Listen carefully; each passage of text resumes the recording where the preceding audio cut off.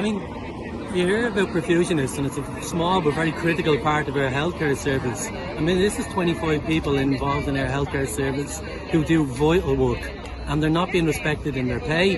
They're not being respected in terms of how they're being negotiated with by the department, and all they're asking for is the recommendations of Labour Court to be implemented. So I'm here to show solidarity, to support, to lend my voice to their calls to simply be paid effectively, and for the Minister to listen and to act quickly.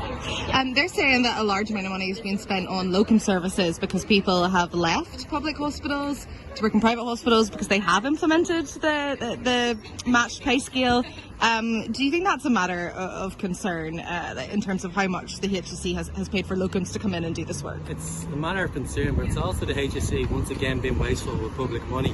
When you consider the work that these healthcare professionals do, these perfusionists do in our public healthcare system, the fact that we're now being paid more for bringing locums and simply give this group, a small group of people, 25 people, the pay that they deserve. I mean, if we weren't paying the locums, that would actually be a cost savings. So this group of people here is only asking for what's fair and just, or what was taken away unfairly, and which the Labour Court recommended be reinstated. There's nothing more than that being asked for. So I'm going to be here supporting this group of people today and next week if necessary, but I hope it isn't.